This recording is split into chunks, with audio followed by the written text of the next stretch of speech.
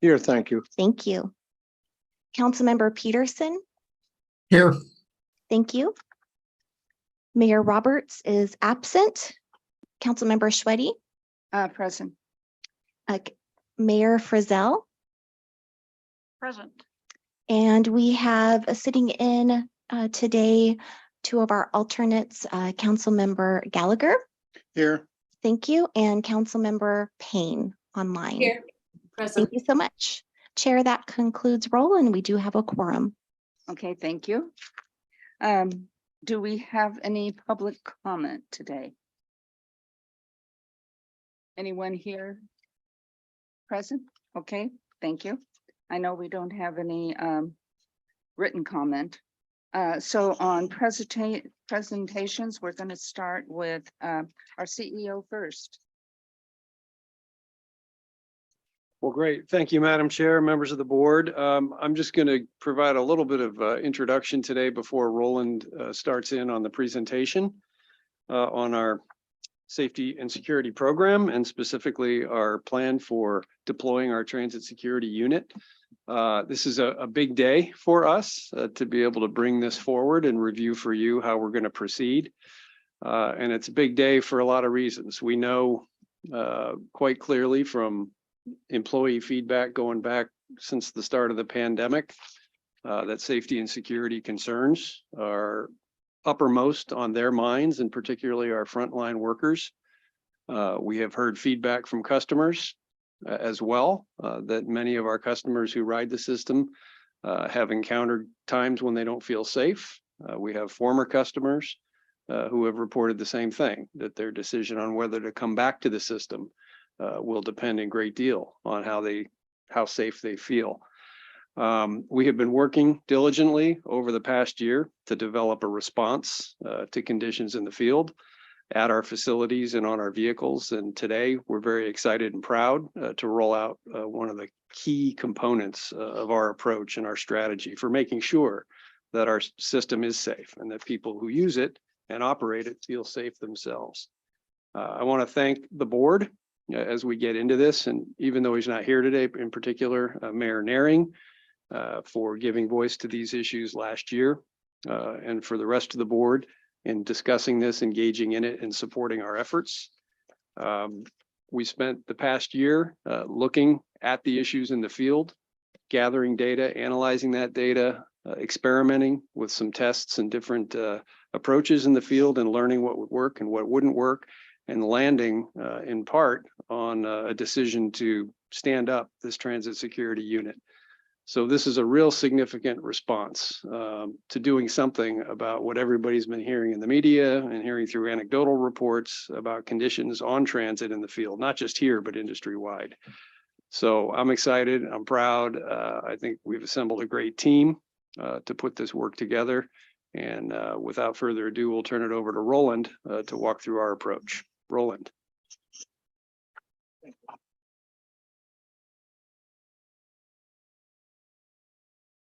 Good to go. There we go. Before I get started, I just want to acknowledge the team that Rick referred to. Don Burr, who's our Senior Director of Safety, Security, and Sustainability, wanted to be here today, couldn't, so I'm going to be standing in for Don, but I thank him for his leadership in this area. We also have Jacob Peltier and Scott Eastman in the room, who lead our security services group, who's directly managing the rollout of the TSO program. So thanks to the entire team today.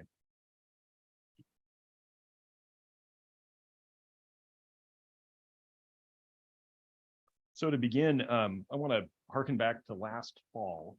In September of last year, we brought to the board a summary of our security enhancement strategic plan. And the main components of that you see here in the slide on the screen. It was really based on a variety of inputs from assessments we did in the field, consultant work, employee and customer feedback, part of which Rick was just referring to. And as we put all that together, we came up with a multi-year phased approach, included 17 primary strategies. The focus was on data, physical security, updates to our plans, standards development, and this transit security officer program, And a component of that also a security operations center. So all of that in a comprehensive plan. And you can see the other areas that are components of this that are related in terms of a rules of conduct, which the board helped to adopt earlier in the year. And then also a social worker program, which you've also heard about in previous briefings. The focus this year in 2023 is really implementing rules of conduct, the transit security officer program, and that social worker program. So here's a visual. You can see this is the uniform that we will be wearing in the field. It's highly visible. It's bright. It clearly identifies the security presence on the system.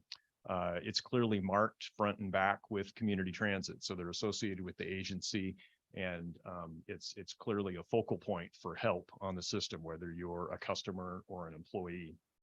We are out in the field as of the 24th of the month, and so we're in training mode right now.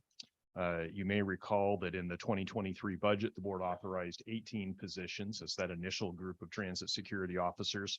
We currently have 7 on board and are aggressively recruiting to fully fill out the roster. The 7 that we have are in various stages of training, and we are expecting to continue ramp up and building that program as quickly as possible throughout the year. So why do we need this program? Rick just referred to a number of the primary drivers of this. The first was that our customers and employees don't feel safe in the field. And, I think we're all aware as we went through the years of the pandemic, we lost ridership. And as was true across the transit industry, when there were fewer riders on the system, fewer eyes, it was an opening for bad behavior. And so community transit, along with our partners and really the rest of the industry, experienced this in common. And so a variety of approaches in terms of how to address that. The data that we have also supports what we were hearing anecdotally from customers and employees. You may recall that as we went through those years, we regularly deployed what we call pulse surveys to gauge customers that are using transit, customers that have stopped using transit, and really trying to understand the primary drivers of why were people either returning to the system or why were they continuing to sit on the sidelines. And this perception of safety was one of the primary learnings through that process. We're also seeing data, not just through surveys, but through incident reporting. And you may recall as we went through particularly the early months of last year, a real focus on diligence in reporting, trying to identify what the issues were, where they were occurring on a system, when. And so how can we focus efforts around that problem and really try to move proactively to address it? So we clearly want to win back riders. We also want to make sure that some of these major investments that both community transit and others like Sound Transit are making in the region, in Snohomish County, over really just the coming months. We're on the cusp of many of these major projects. The Swift Orange Line will be launching next March. We're obviously on the cusp of Linwood Link next year as well. When all that comes together, we want to make sure that those systems are safe, that they're welcoming, that people feel confident in using them. And so that has been a primary driver as well, not just winning back riders to the system, but also making sure that we can win new ones into the overall transit system. So as we started to explore solutions along these lines, we reviewed best practice across the industry. We checked in with partners and peers, and we looked at a number of models. We've had a transit police unit for a number of years, and that's been a successful relationship with the county. We explored that. There were staffing challenges in terms of the ability of that program to scale to the level we needed to address the problem we were seeing. We also explored private contracting, and likewise, as we looked at that, both a harder ability to directly control the quality of the service, but also scaling was an issue in terms of their ability to adequately recruit to meet the need. We came to the conclusion that we would have more control, get a better product, and have the ability to recruit more effectively with an in-house solution. And so that's what we brought to you last year, and the board supported that direction by funding the program in the 2023 budget. So what have we been doing? A lot of work to build this program from the ground up. We have made a lot of progress. Big focus on developing standard operating procedures, been working with industry consultants in terms of best practice and developing a security unit. We've been focused on staffing, recruiting, and onboarding. And important to note in this process, really trying to find the right people and the right fit for this work. And as we talk further about what their training is comprised of and how they work on the system, there's a big focus on de-escalation, on verbal skills, and really trying to avoid having to resort to force. It's really trying to focus on that de-escalation and diffusing situations. We need the right people to do that. And so that requires a really strong people skill set, really strong communication, ability to accurately read a situation and determine the best course of action, and how to talk through that with everybody involved. So we've been successful in doing that so far, and the people that we have recruited are really have a top drawer communication skill set, and I'll talk about that in a few minutes. The training is extensive: 4 weeks in the classroom, 3 to 4 weeks in the field. And as I noted, we have 7 people right now, and we're just at that point as of last week where we're starting to deploy them into the field out of the classroom.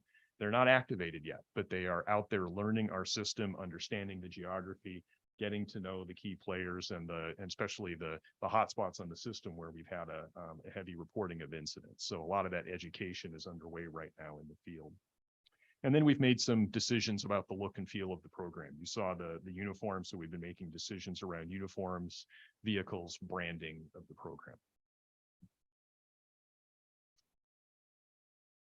This slide is really important. It identifies the multi-layered approach that the agency is taking to security in the field.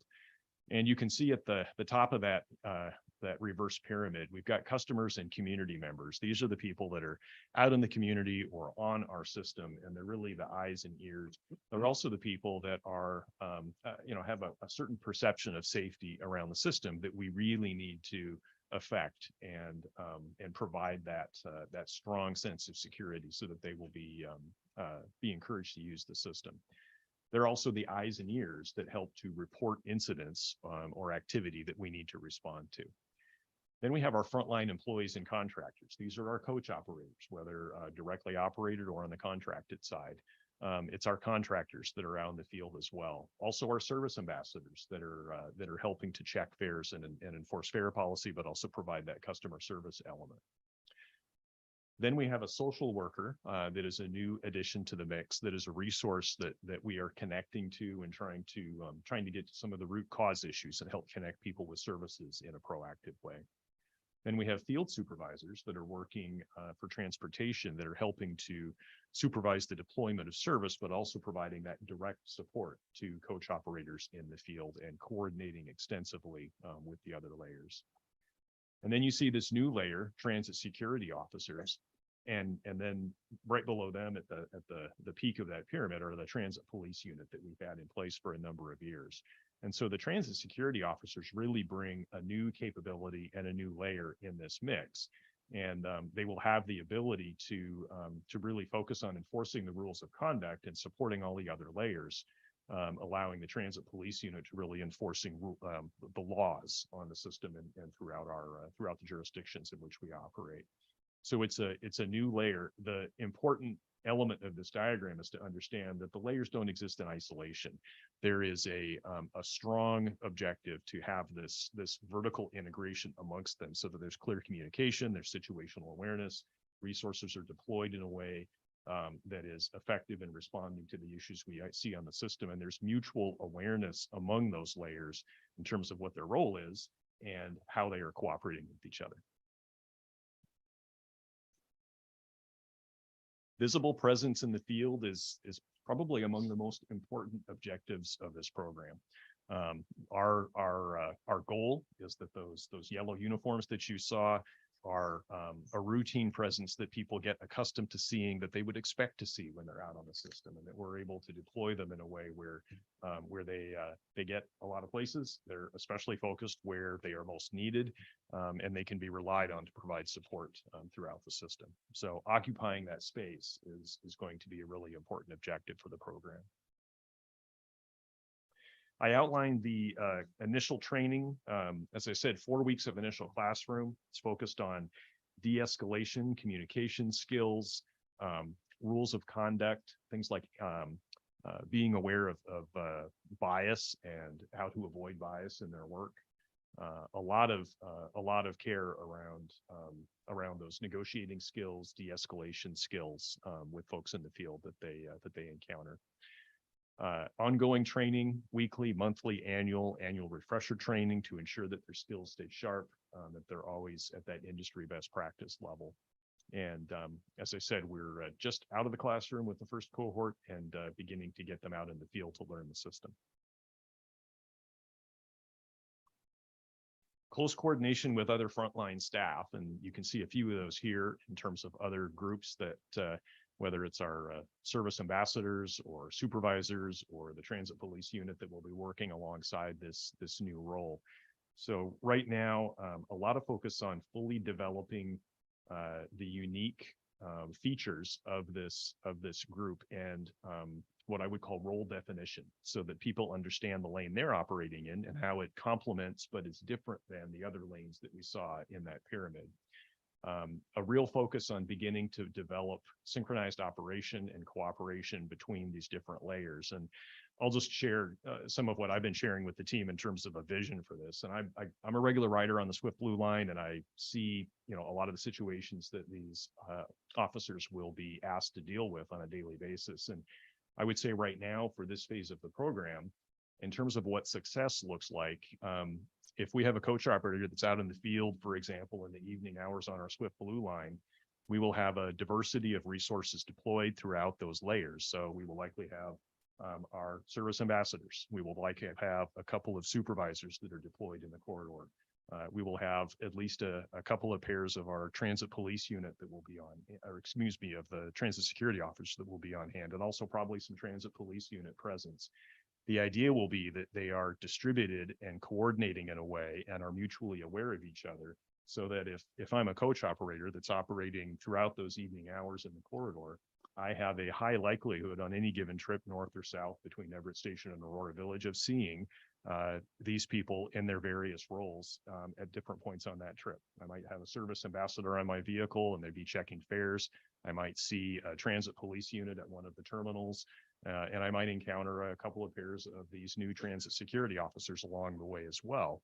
And it's that regular check-in, that regular visible presence, not just any one layer, but all of them working in concert with one another in a coordinated fashion, that's really going to provide that physical presence that helps to take back the space and give that confidence both to staff and also to customers that this is a safe system to use. So that's really the vision that we're working toward, and that will inform how we form the operating parameters and the coordination that goes on behind the scenes to make sure resources are deployed effectively. This shows a view of the vehicles. Sometimes the security officers will be using a vehicle to travel throughout the system or to deploy quickly to a place where we have an incident that needs to be attended to. Sometimes they'll be riding along on the system, so we need to have a fleet to support them for that full flexibility.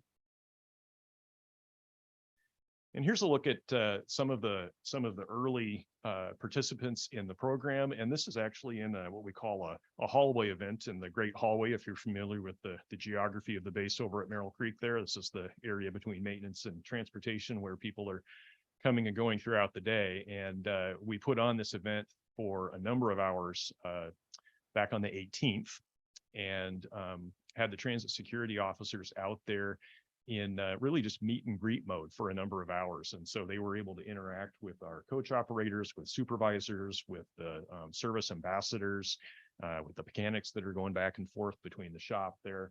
And it was really just a great chance to get to know them face to face, to learn some names, to get a chance to talk to them about the program and about the training that they're undertaking and what it's going to be like to work shoulder to shoulder with them out in the field. I went through several times. We had a coffee cart there to kind of make it a nice festive atmosphere and attract interest in it. We just had people that came and stayed a long time because they want to get to know these folks. And I guess what I would observe as someone who went through that hallway several times that day, the focus on communication skills is really obvious. These are nice people. These people are engaging to talk to. They were very very interested in everything that we had to say, and they wanted to share what they had to say about the program. If you meet one of them, you will find that they're just good communicators. And so it was obvious we're doing a good job in screening for that skill. I was just encouraged and looking forward to talking more with them as we move through the program together.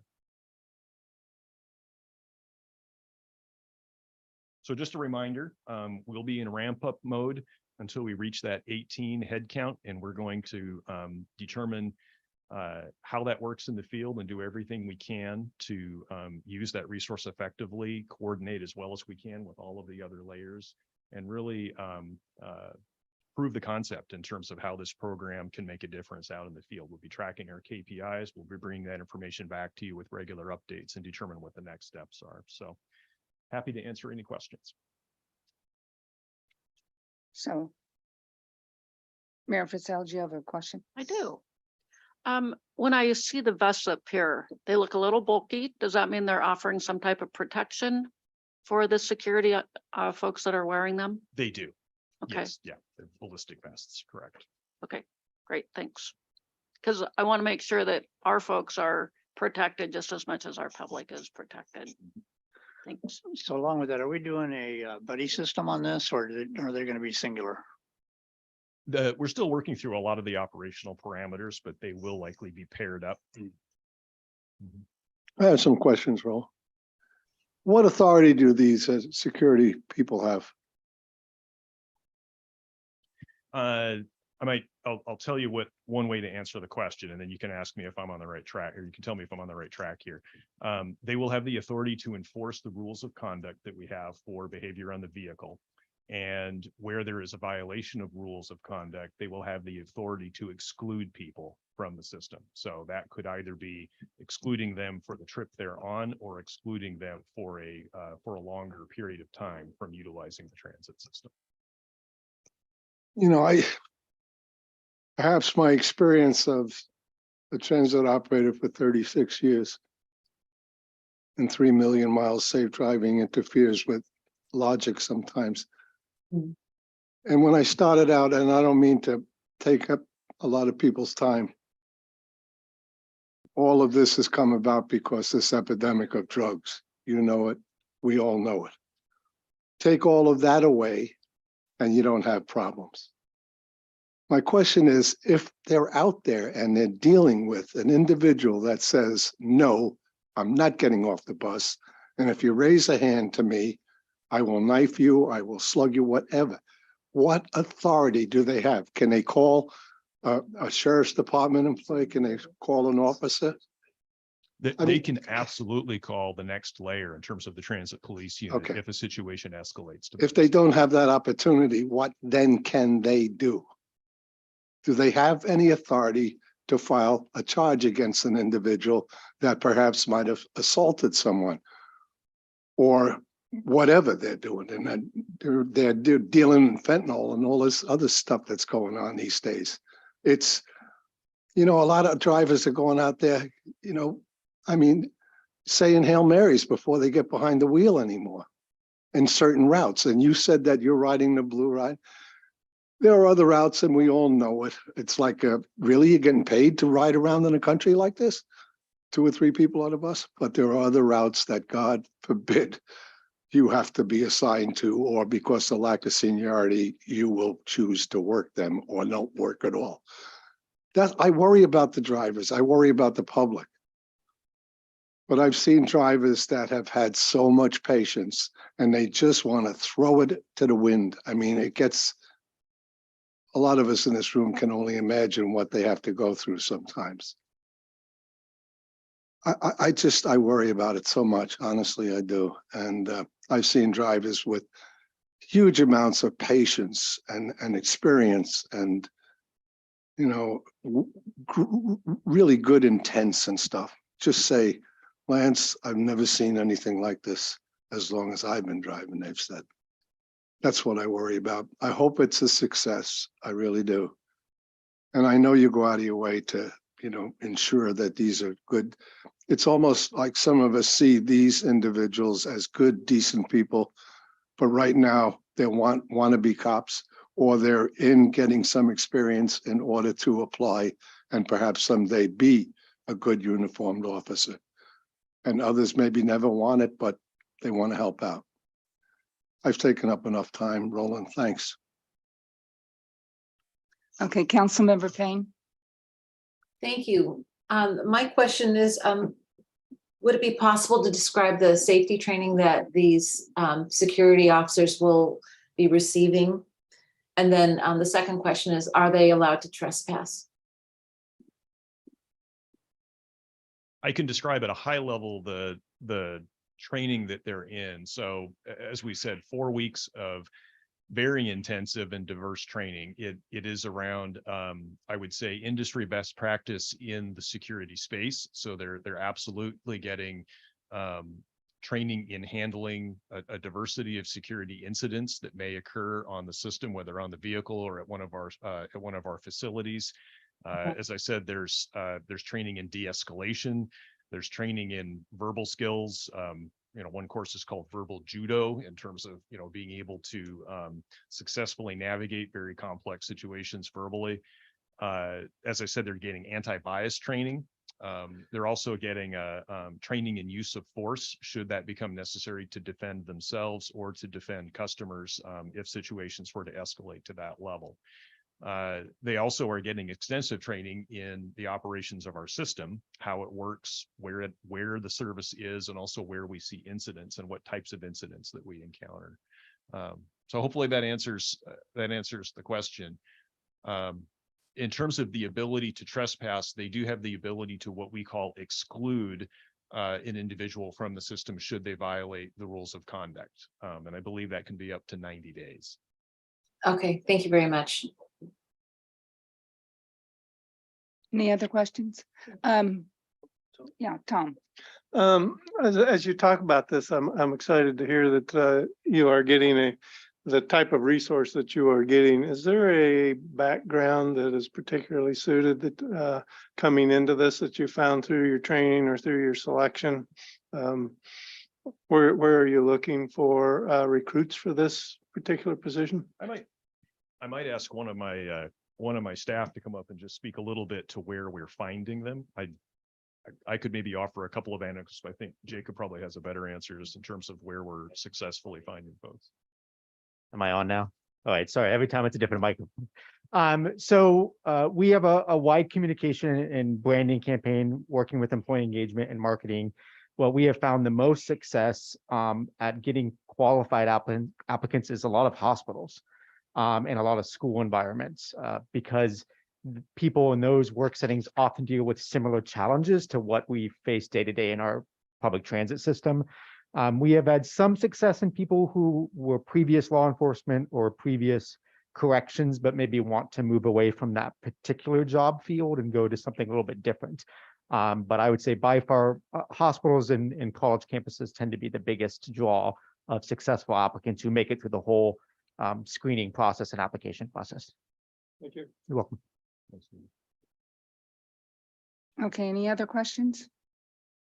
Okay, then if it's all right with you guys, I'm going to do the chair's report at this particular time because safety and security is my top priority. I have said that before and I really, really mean that. And what I want to say is what this team has done, they're not doing anywhere else in our state and probably multiple states. And the amount of time and work, and it's all for one thing, and that's to keep our coach operators and our passengers safe. And I do want to especially recognize our CEO, Rick Elgenfritz, because without his leadership, this wouldn't be happening.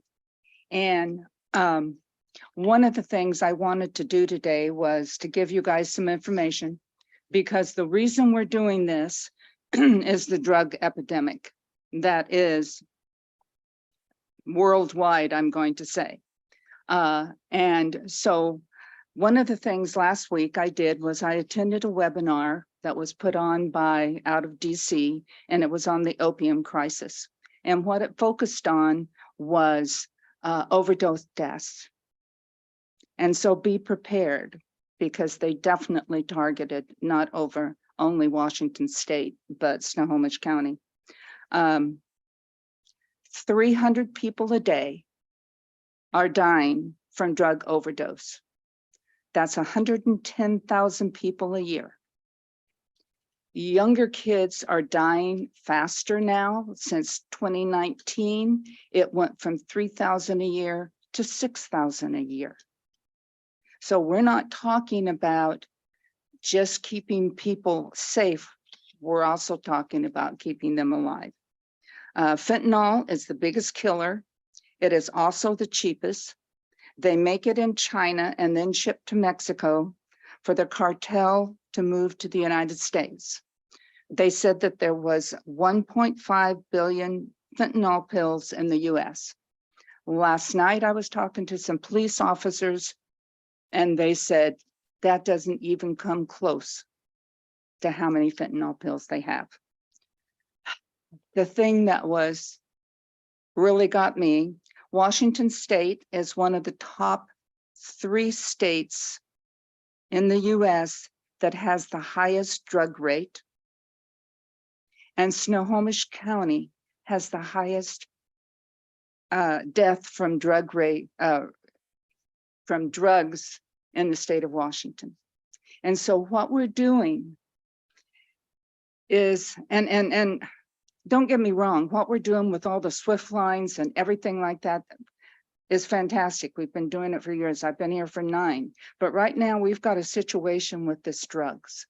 And there's so many things we can't do. And yes, they did kind of fix things with the Blake law, but it's still not going to stop people from doing it. In fact, what they came back with at the end of this webinar was what everybody's doing isn't working and will not work until we get rid of the drugs. And personally, I don't know how we do that. But what we can do and what community transit is doing is providing the safety for our coach operators and our passengers. And wherever you go out there, and I know some of you guys are going to different conferences and stuff, boy, stand up and say, this is what community transit is doing to make sure our people are safe. I mean, even last night at that event, somebody who must have known me says, you know, I don't ride the bus because I'm scared. Well, you know what came out of my mouth? Community transit is fixing that. And so we need to get the word out because we need other people to be doing the same thing. And that's the only way it works. And getting as many people and the ambassadors, hopefully they're the ones that, quote, will be helping to save lives, is to talk some of those people who are addicted into some kind of treatment. But I understand, and I've thought about it too, because if I'm a coach operator and I get on that bus, my first thought is, okay, is this the day someone's going to be smoking fentanyl on my bus? And what's that going to do to me? And we know just the other day, 2 police officers were around the wrong place and ended up in the hospital with that. Now, this week, our county exec, Dave Summers, has come out with a plan, his plan to fix some of this. It should be in the paper. I got an email, everybody should see it. And part of it, we should know in the next couple of months what they're doing. So it is a focus. And I can't tell you how proud I am of this company who stepped forward and said, hey, we're going to get on this first. We're going to get on it before we have people dying on our buses. And we did that. And we're still moving. And what we're doing with getting those security on there is going to make all the difference in the world.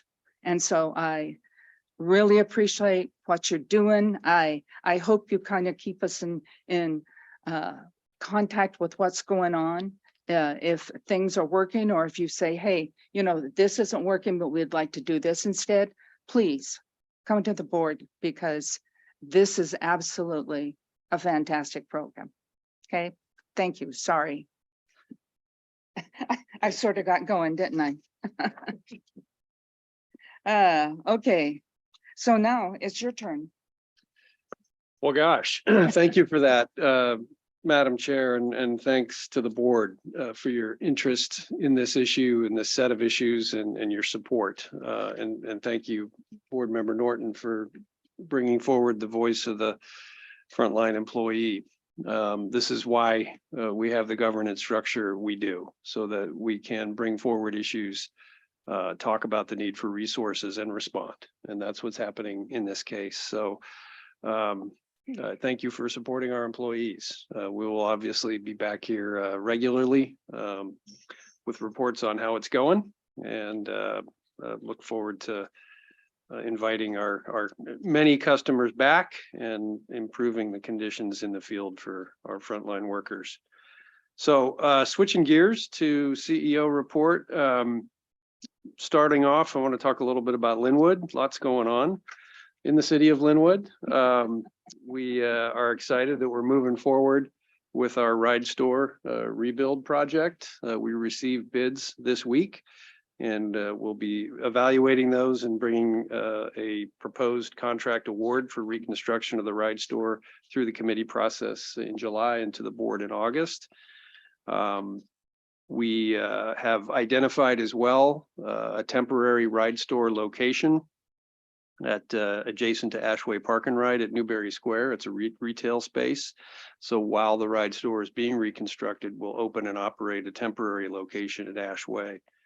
To help support all this, I'm delighted to report that we received a $3.8 million grant from the state of Washington through the bus and bus facilities account. And so we'll have a financial partner in upgrading the Ride Store to be ready when we do our restructure and open the light rail system in September of 2024. So we'll be communicating aggressively with our customers to help them through the transition as we move that Ride Store location temporarily to Ashway and then back again. But as things stand right now, we're on a path to be able to complete all this work before the light rail opening next fall. Also at Linwood, we are having an event on June 16th to celebrate the opening of the new garage down there. And I've been invited along with Mayor Frizzell to attend to represent the city and community transit with Sound Transit to celebrate the completion of that facility. It's as garages go, it's a very nice new facility, and it'd be an opportunity for you all to come down, take a look at it and see how that transfer will work for passengers using both the bus loop and the light rail system in the future. So Rachel will be sending out some information about that event. We are also continuing to work on a weekly basis with our colleagues at Sound Transit on the Sound Transit rail activation plan. We continue to have some concerns about making sure that the activation plan for Linwood Link aligns with the 2024 and beyond network restructure that we'll be implementing at the same time. So stay tuned and watch this space for developments on those issues. A couple of legislative items to highlight. You're all now well aware that the special session was called by the governor and concluded successfully with an address of the so-called Blake fix. And so now we have a consistent standard for drug possession and use crimes across the state. That will help us coordinate how we respond to those issues as we've just been discussing. Because the rules won't change from jurisdiction to jurisdiction. So we're grateful for that. Deb Osborne was able to join the Economic Alliance on their Washington, D.C. fly-in last week with board member Daughtry and 24 other members of the EASC to meet with our congressional delegation and bring Snohomish County's voice to the federal arena in terms of our interests as a community in federal funding partnerships, federal policies that are relevant to the work we do here, and also our participation specifically in some of the FTA programs.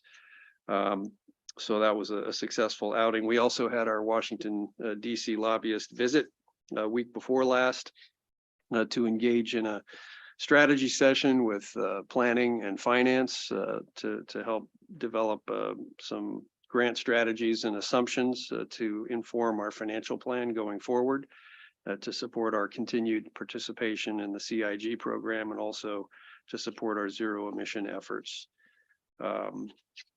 Let's see, a couple other things to flag. We had a transit executives working group meeting 2 weeks ago. That's a group that is facilitated by Secretary Millar and WashDOT to coordinate our respective projects. I reported previously on the decision by WashDOT to rephase the Revive I-5 project, and now and that's good news. And all those same agencies are now beginning to coordinate their efforts to support what we anticipate will be a big influx of folks to the region in July for the Major League All-Star Weekend. So that's very exciting. I attended the APTA CEO seminar in Houston a couple weeks ago, had an opportunity to sit with my peers in the industry and do a little bit of a dive on the state of the industry at this point coming out of the pandemic. And it's not a consistent story. The larger agencies tend to be struggling with operating finances. The smaller and medium-sized agencies tend to be doing a little bit better financially. Overall, as an industry, it seems like on average, we're about back to 70% or so of pre-pandemic ridership, and that is continuing to grow. And I'll come back to that in a minute. Everett Consolidation Study Joint Policy Committee will meet again in late June to continue the work to develop a consolidated service plan and talk about when to start a public process on that. A quick touch on ridership. I just mentioned the sort of industry-wide view. We've got good news to report here. We hit a new post-pandemic high last week with over 133,000 boardings. We are seeing ridership levels do really well on bus rapid transit and some of our corridor services. The SWIFT system is now exceeding pre-pandemic ridership levels, and our corridor specific routes are up to 75% of pre-pandemic levels. Commuter services continue to bump along at a slower rate of growth with some steady increases, but not nearly as far back. And what we're seeing here, what I think we're learning here, is that service quality matters. Service quality, and in particular service frequency, where we can provide a quality experience, a frequent experience that is reliable and predictable for our customers. We're seeing a positive market response. And I think that bodes very well for our 2024 and beyond network, where we'll be increasing frequency across the county as a result of the light rail opening. So that's exciting. Quick touch on Zip. Zip hit another record last week with 118 trips on a single weekday. So the good people of Linwood are continuing to patronize that service, and they're using it to get to transit. We are beginning through the board next month on the project evaluation results and bringing forward a conversation as well about the future of that service and whether to continue it. For the pilot projects in Lake Stevens, Darrington, and Arlington, we're compiling feedback from the community surveys, and we plan to brief the board early fall on the ideas and recommendations that are coming through the community processes on those three communities. ZE update. We have a big workshop planned for July. We're going to have a pretty extensive presentation that will include a report from the PUD utility impact study, some more detailed cost and financial analysis, and some options for incrementally introducing electric vehicles into the fleet for revenue service in coming years. The staff team is working collaboratively to develop a programmatic goal for possible inclusion in our long-range plan. And subject to the board's level of comfort and input, we would expect to weave our approach into the TDP and our proposed 2024 budget. Those processes just now getting underway. That would give the board ongoing opportunities for engagement and oversight in how we move forward in that space. On the financial side, we just had our audit entrance conference earlier this month, and I want to thank Chair Schweddy and Mayor Roberts and Labor Representative Norton for attending.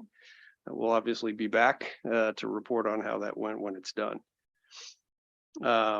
On the employee side, happy to share, as I emailed last week, that we've identified Charles Stearns to be our new Chief Information Officer. He's coming to us from Kaiser Health Systems in Portland and will be starting on June 26th to fill the big shoes vacated by Tim Krobuck. and look forward to introducing him to you at the July board meeting. On our union recall efforts, no new numbers to report there.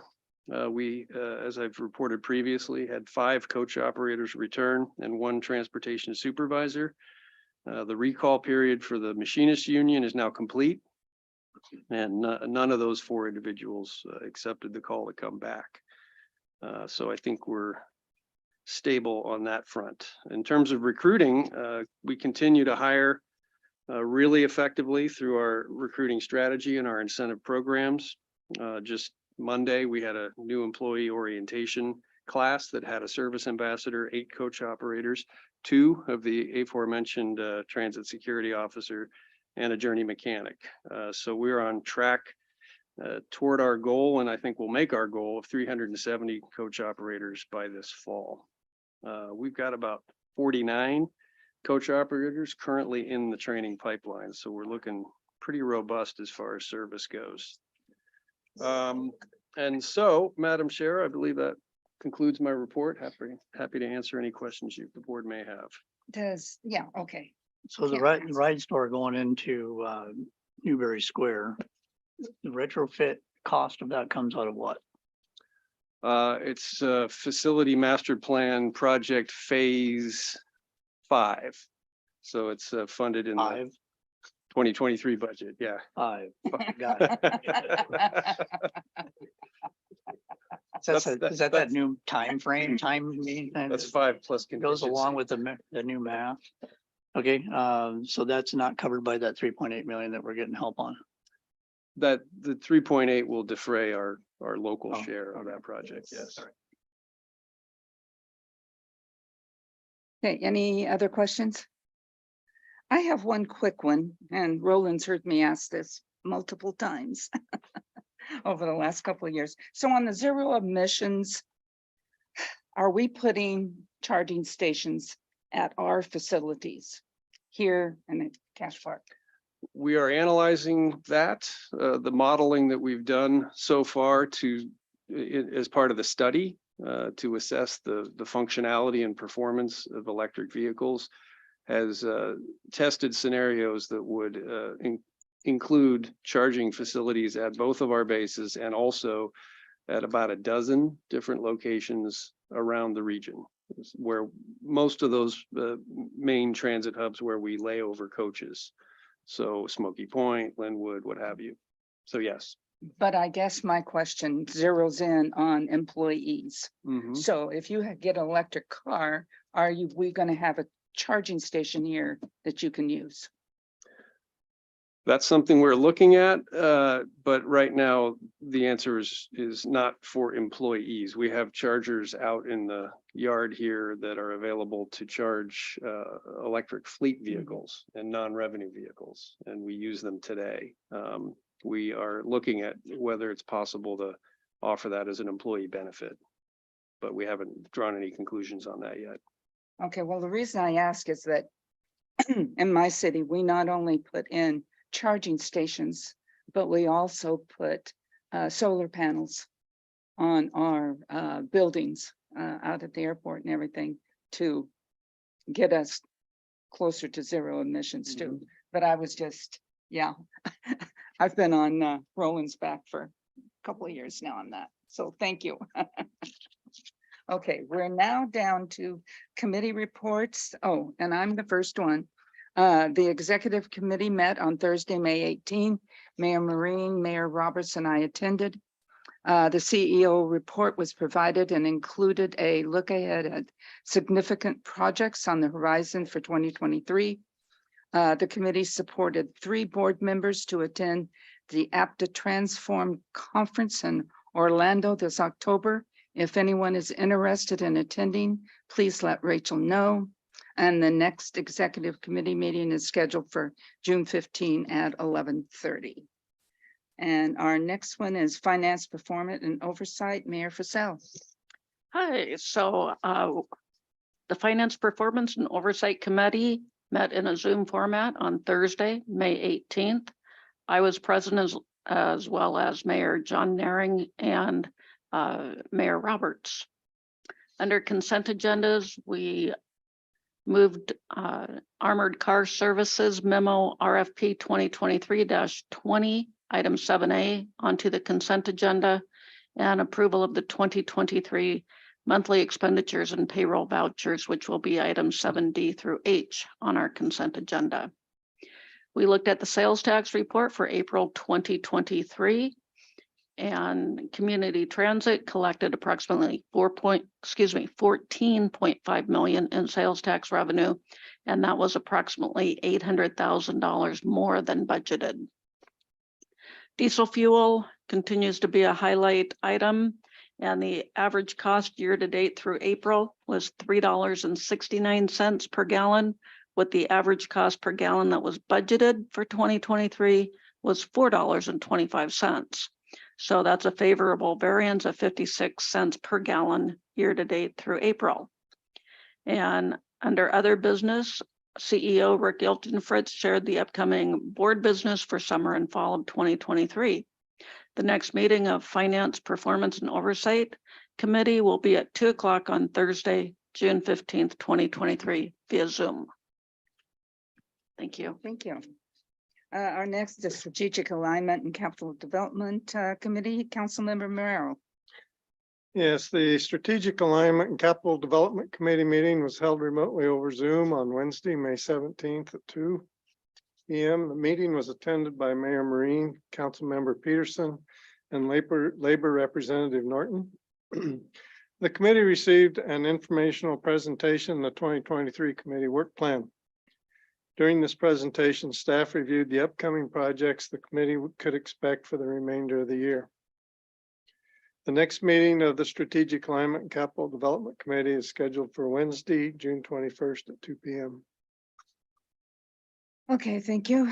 Can I get a motion for the consent items? Move to approve a consent agenda. Do I have a second? Okay. Second. All those in favor say aye. Aye. Okay, we have no action items. And I've already done my report, so we're on board communication. And since I can't see everybody that's up there, I'm going to start down my list and then ask for those that are online. Councilmember Daughtry, do you have anything? Yeah, going to the ASC fly-in, supposed to have Osborne and a bunch of others. We had a large contingent from Lake Stevens went this time. I would highly recommend going. It's very informational. It's a little different than when we go back for ourselves at NLC or those kinds of things. With the EIC, it's a little bit of a different flavor, I guess, is what the word might be.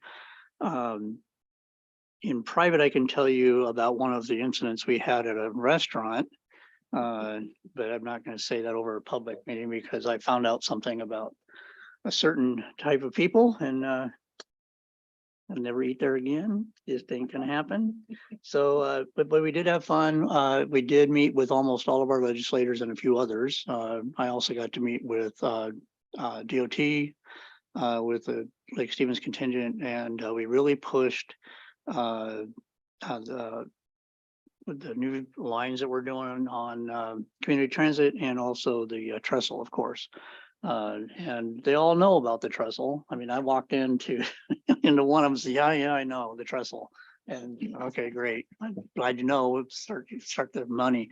So it was a good trip. So I'm glad I went, except for that one dinner, Deb. That one dinner. Yeah, we're gonna have to find out what happened, right?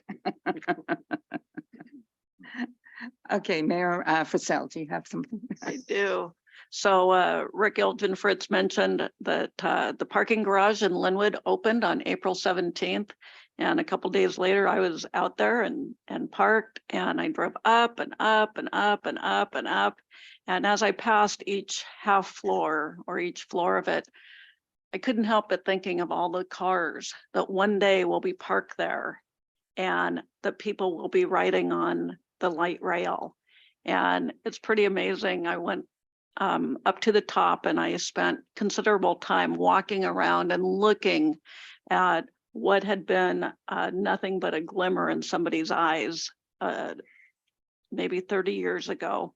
I have a document in my office called Legacy Linwood. And it was written in 1993 with the help of over 100 community members back then. And there is drawings and words on the page that talk about light rail coming one day and having a city center. And it's a great time to be in Linwood. We have a lot of things going on, obviously a lot of building, a lot of fun things at the mall. You can live at our mall now, but back to transit. We're looking with Sound Transit 3 to likely put a station in the mall parking lot. And we couldn't be more excited, but please take time, go up to the top floor. I guess I'm not the only one, although I did make my kids take me there for Mother's Day. So I could show them around and get them inspired about what light rail is going to look like. Because when it first came out to Snohomish County as to the vote to put it on the ballot or not, I talked to my kids and I said, you know, I'm never going to see this. I need to know if you're willing, if you see this in your future. And they both said, yes, Mom, you know, yes, yes, yes. And we had ridden on light rail back in DC when we had visited back there. And I'm so glad that they told me to vote yes for it. And that hopefully in just over a year and a half, we'll be cutting a ribbon there. So go check out the parking lot. Look at the open creek down below. So Daylight Creek down there.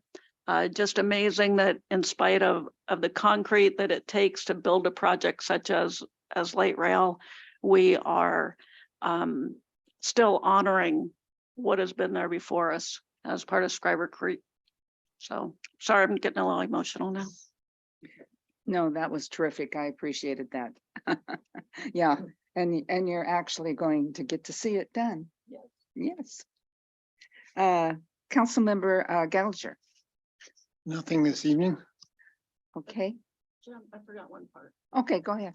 One part about this is not just the 1,670 cars that will be sitting there, but all the cars that will be sitting at home or in other transit places as community transit brings people to the transit center. That's huge. This is a partnership. It's not Linwood doing it. It's Linwood along with Snohomish County. We're just, you know, the title on it, but we really want to promote Snohomish County transit, and couldn't be prouder of being on both boards. Boy, Thanks. yeah, we're excited. We're ready. Okay, Joe isn't here. Councilmember Mead. Do you have anything? Oh, he's not here. Okay, thank you. Councilmember Merrill. Nothing for me today, thank you. Okay. Labor Representative Norton. Nothing further, thank you. Okay. Councilmember Peterson. Nothing here, thanks. And then alternates, Councilmember Dunn. She's not here. Okay. Councilmember Payne. Nothing from me, thank you. How about Mayor Thompson? Was he not here? Okay, and I didn't hear Mayor Wright. Okay, thank you. That will be all for board communication. We have no executive session. Do we have any other business? Not from staff, no. Okay, anything from you guys? Okay, real good. Thank you very much.